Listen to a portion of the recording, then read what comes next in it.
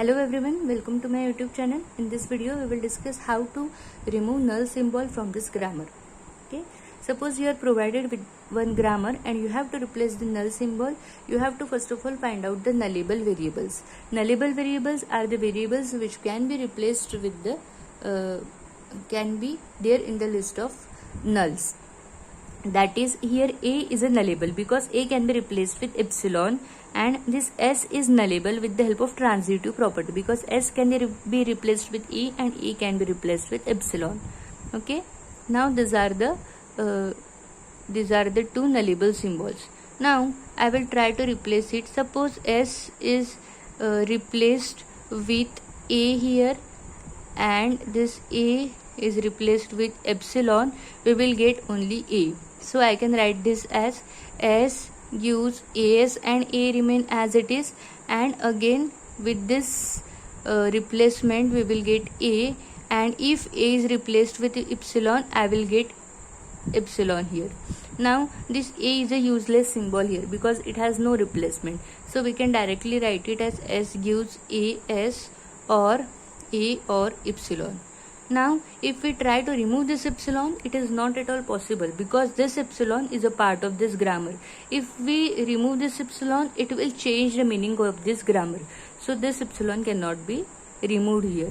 This is how you have to do the removing of null symbols from the given grammar.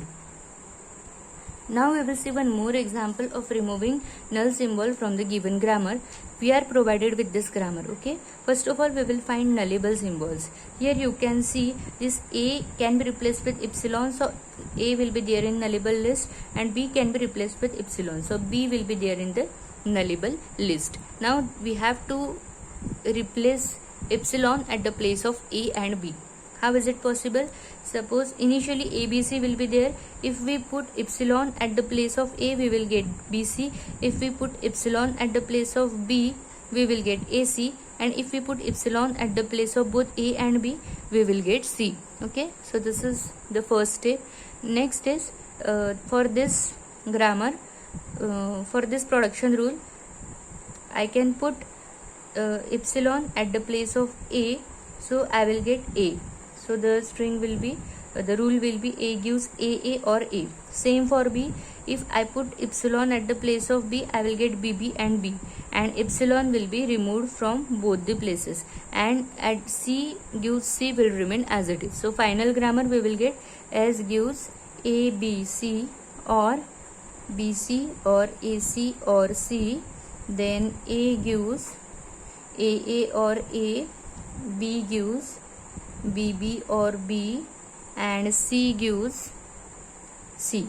So this is the grammar without any epsilon production or null production. So this is how we have to remove null symbol from the given grammar. I hope you understand the concept. Thank you for watching, and don't forget to like, share and subscribe to see more videos on this topic.